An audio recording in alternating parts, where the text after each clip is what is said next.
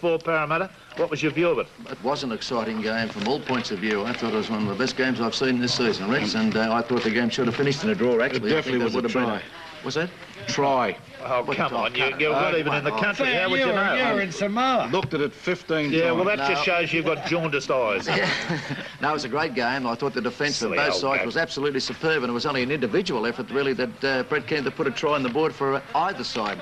And it just shows you what type of football was played. Here's a try-saving tackle, if ever you've seen one. And he certainly would have scored Barclay. And I thought performed pretty well in the centres. I thought there was a doubt about him playing in the centres, but he came up very, very well indeed.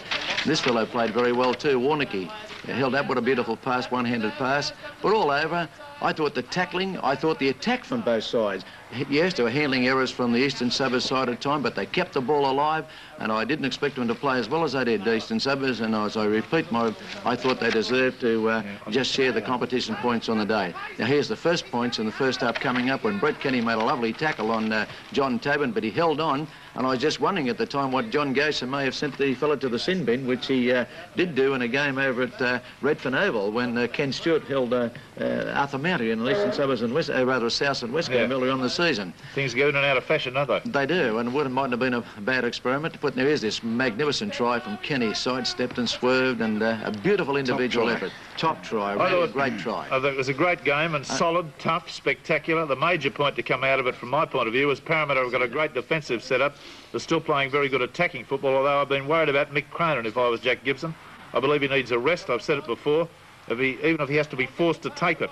One criticism of John Gosher, the referee, Peter Wynn, my man of the match, was allowed to get away with 2 attempted high tackles without a caution and even looked embarrassed on one occasion, whereas Jeff Masterman was quite rightly penalised on one occasion and Gary Warnocky on another for similar stupidities that landed. So doesn't intent come into it? If you throw a punch or a stiff arm and it doesn't land, isn't that as bad as one that does?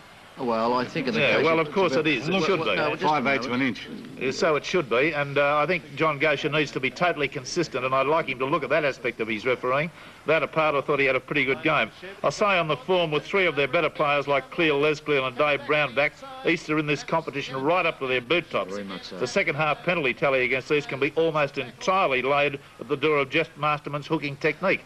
He just can't satisfy referees the way he lies down in scrums. But there were 3 penalties outside the scrums too. I thought Jib made good tackles and put the elbow on 3 occasions in that particular game. That was really sad, and goals were quite stupid penalties, Rex.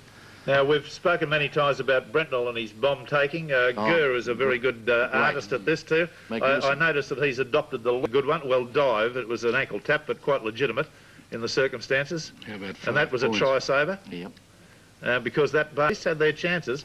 And it was just this splendid never-say-die attitude of the defence that cut him down. He had a good game. Now, there again, exactly the same sort of thing.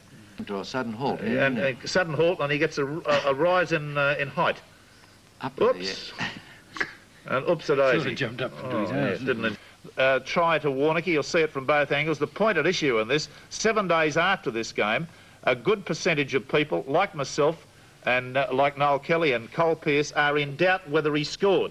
Yep. We must make the allowance that the referee had 1 second to make his decision, and he ruled against it because there was an element of doubt. If there's a doubt, he mustn't concede the try. Exactly right. That's what the rule says. Yeah. Right, and there's an element of doubt. There is an element of doubt. It appeared as though he did lose the ball, but he wouldn't put his hands on it.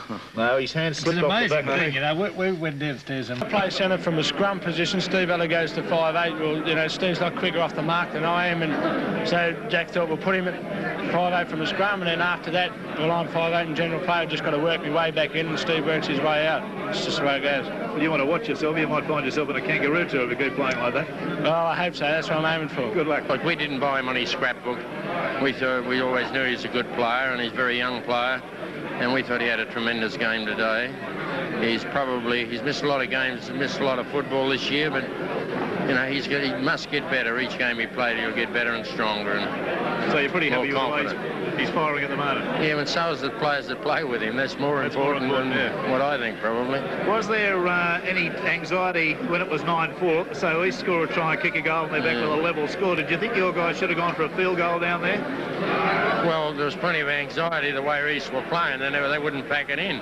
We were hoping they would a bit, but they kept on coming, and well, probably the field goal situation was on, but their defence really held us stillness there. Yeah. Well, maybe you'd like to play it over again, but it's... If you'd had communication with the field, would you have been calling out field goal?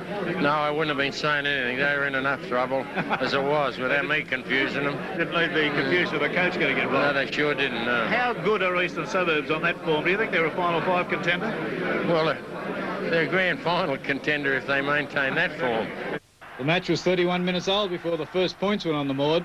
Tobin made this incisive run that took Eastern Suburbs well down into Parramatta's territory. Here's Tobin running hard now, pulled down, but watch the way the Parramatta players will not get off him and let him play the ball. The players were well in a defensive position, so the professional penalty was certainly not needed. It was given away. Giddo kicks the goal, and it was 2-0 the half-time score. 14 minutes into the second half, and here's the only try of the game. We see Sharp take the ball away to the left now from Taylor, who's a dummy half. Sharp with the ball, pulled down. Now from this play the ball, Taylor takes it across to Ella. Here's Taylor at dummy half again.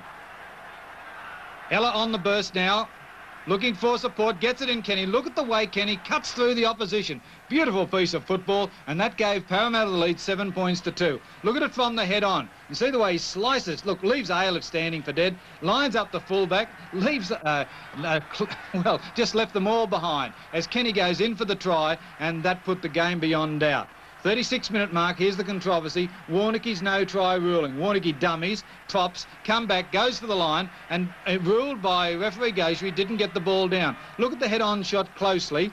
When he's about an inch off the ground, he appears to lose it. His hand goes off the back of the ball.